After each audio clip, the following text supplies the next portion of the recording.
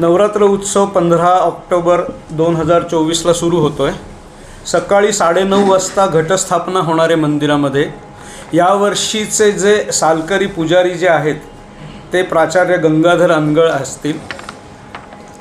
त्याच्यानंतर पौरोहित्य जे करणार आहेत आमचे कुलगुरू नारायणराव कानडे. मंदिरात जी धार्मिक विधी जे होतात नवरात्रात दरवर्षी ते याही वर्षी तसेच होतील. याही वर्षी ते तसेच होणार आहेत. म्हणजे सकाळी मंदिर तर पहाटे उघडलं जाईल, त्याच्यानंतर नाही, आदल्या दिवशी म्हणजे पहिल्या दिवशी ते उघडलं जाईल. त्याच्यानंतर तिथे देवीचा कुंकुमार्चना, अभिषेक, श्रीसूक्त, पुरुष सूक्त, रुद्राभिषेक हे सगळं होईल. मग घटस्थापनेची तयारी, त्याचं पुण्याह वाचनाची तयारी, पुण्याह वाचनाचे विधी होतील. घटस्थापना होईल 9:30 वाजता. देवीला महावस्त्र अर्पण केलं जाईल. देवीला नवरात्रात जे स्पेशल दागिने असतात ते घातले जातील आणि 10 वाजता देवीची आरती केली जाईल. हे पहिल्या दिवशीचे विधी असणार आहेत. पुढील 8 दिवस देवळामध्ये हे होत नाही, म्हणजे पूजा किंवा हे नाही. फक्त सकाळची आरती आणि संध्याकाळची आरती हे दोनच गोष्टी होतात.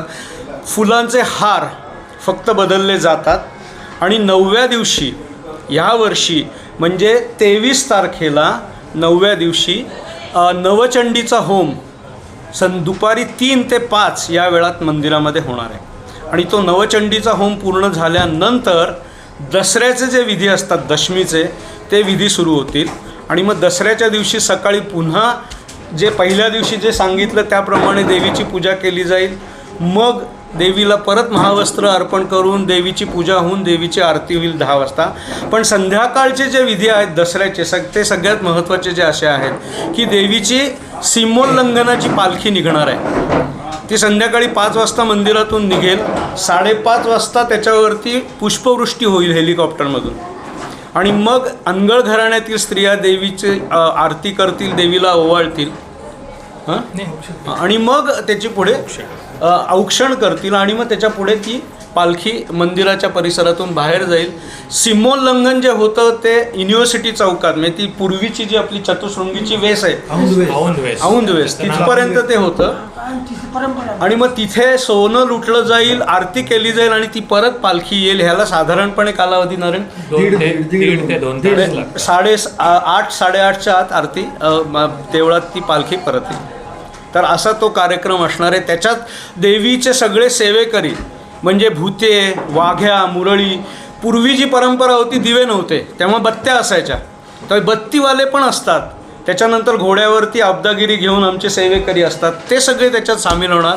वाद्यांच्या गजरामध्ये देवीची पालखी निघणार आहे, ज्याच्यामध्ये सनई, चौघडा, नगारा, बँड पथक असेल आणि ढोल लेझिमचं पथक. एवढ्या सगळ्या गोष्टी त्याच्यात असणार आहेत. आणि अतिशय भव्य अशी पारंपरिक देवीची मिरवणूक दसऱ्याच्या दिवशी म्हणजे 24 तारखेला निघणार आहे. तर हे आपले नवरात्रातले 10 दिवसाचे कार्यक्रम आहेत. याच्या व्यतिरिक्त दररोज वेदपठण, श्रीसूक्त पठण महिलांचं गणपती मंदिरात होणार आहे. भजनी मंडळं आलेली आहेत, त्यांचं संध्याकाळी 7 वाजेपर्यंत भजनं होणार आहेत. या सगळ्या गोष्टी त्या तिथे दरवर्षीप्रमाणे होणार आहेत. वेगळं काही आहे? वेगळं म्हणजे आता बांधकाम बेसिकली आपण बरेच वर्ष त्याच्यामध्ये ऐकत होतो की देवस्थानचा जीर्णोद्धार चालू व्हायचा आहे. काही तांत्रिक कारणं होती किंवा काही जे काय ड्रॉइंग्सच्या संदर्भातले जे आम्हाला आर्किटेक्चरल प्रॉब्लेम्स होते ते एलिमिनेट करण्यामध्ये आमचे बरेच वर्ष गेली, नाही असं नाही.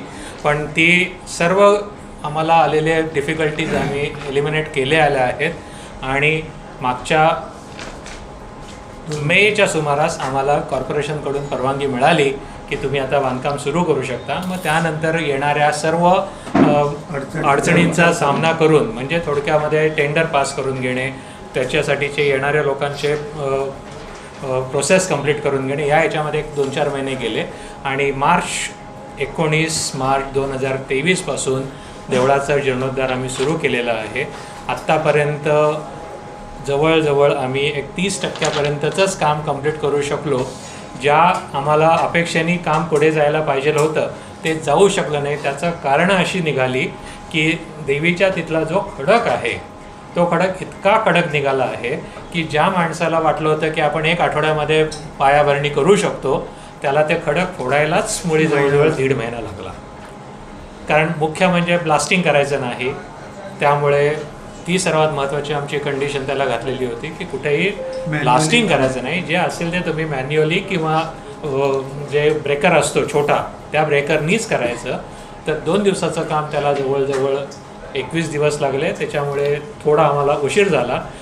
बरं, ते झाल्यामुळे जे काय फरक करावे लागले स्ट्रक्चर डिझाईनमध्ये, ते RCC इंजिनियर्स, डिझायनर्स, आर्किटेक्ट सगळ्यांनी मिळून पटापट ऑन द स्पॉट येऊन त्या खरंच लोकांनी पूर्ण सपोर्ट देऊन निर्णय घेऊन पटापट आम्हाला पुढे जाऊ दिलं. त्यामुळे आम्ही इथपर्यंत येऊन आज या भीतीला की लोकांची दर्शनाची सोय जी करू शकतो आहे ती आम्ही खरंच त्यामुळे काही गोष्टी करू शकलो. जी आम्हाला भीती वाटत होती की लोकांना दर्शन मिळू शकेल का नाही, कारण काम करायचंच होतं, काम सुरू झालं होतं पण कंप्लीट होत नव्हतं. त्यामुळे ते कंप्लीट आम्ही आत्ता तिथपर्यंत आणलेलं आहे. पूर्ण काम जेव्हा आम्हाला कंप्लीट होईल ते साधारणपणे ऑगस्ट 2024ची सुरुवात असेल किंवा एंड ऑफ द ऑगस्ट साधारणपणे तेव्हा येईल ते.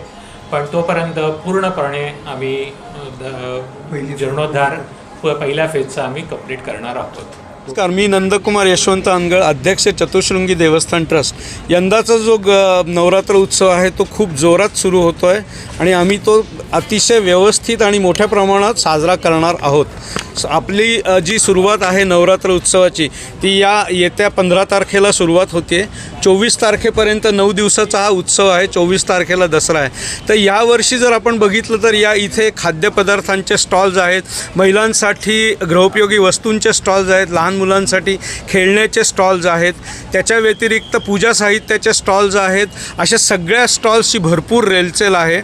याच्या व्यतिरिक्त जागा भरपूर आहे आणि त्याचं नियोजन व्यवस्थित केलेलं आहे.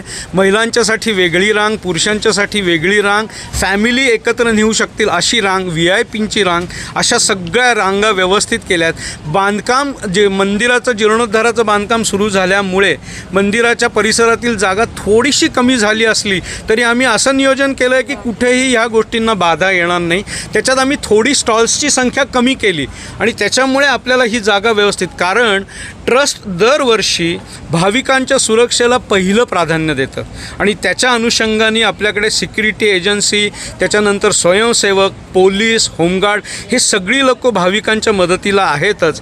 या व्यतिरिक्त दरवर्षीप्रमाणे भाविकांचा 2 कोटी रुपयांचा आपण विमा पण केलेला आहे. बाकी जर आपत्कालीन परिस्थिती काही आली तर त्याच्यासाठी ॲम्ब्युलन्सची 24 तासाची व्यवस्था अलॉंग विथ डॉक्टर पथक ते असणार आहे. कार्डियाक ॲम्ब्युलन्स इथं आहे. अग्निशामक दलाची गाडी 24 तास इथे असणार आहे. या सगळ्या गोष्टींची आपण या इथे काळजी घेतलेली आहे. ओके, चल.